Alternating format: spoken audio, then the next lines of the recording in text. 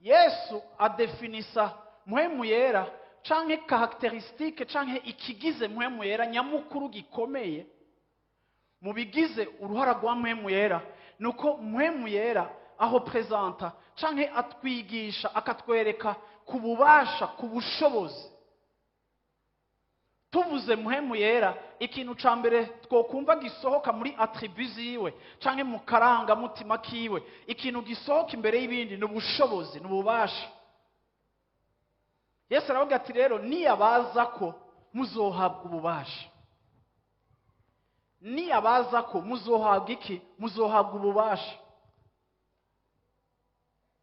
Ngo kandi muzohabwa ububasha bwo kugira gute? Ubwo bubasha muzohabwa buzobashoboza kumbera ivyabona. Iri jambo ngo vous serez mes témoins canke muzoba ivyabona. Kuba ivyabona si juste kugenda tugashinga intahe tukavuga ngo narakijijwe canke Yesu ni mwiza. Yesu ni hariko aravuga ngo muzoba abatemwa mu buryo gusa bw'imvugo canke bwa témoignage. Ariko Yesu ariko abwira abigishwa bibe mu yandi majambo, ubwo bubasha butabaje ko, ubwo bubasha mutabuhawe, ubwo bubasha mwobunegrija, ntimushobora gushitsa igikorwa cyo guhagararana nanje.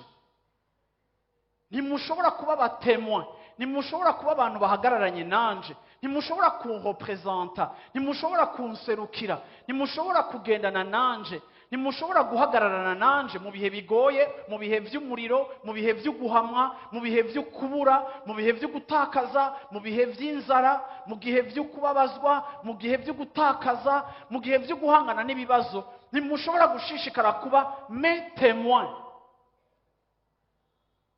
Ntushobora kuba icabona, ntushobora guhagararana na Yesu mu bihe bitandukanye by'ubuzima bwawe, mu maperiode atandukanye y'ubuzima bwawe. Ntushobora guhagararana na Yesu udafise mpwemu yera, udafise ubu bushobozi bwa mpwemu yera.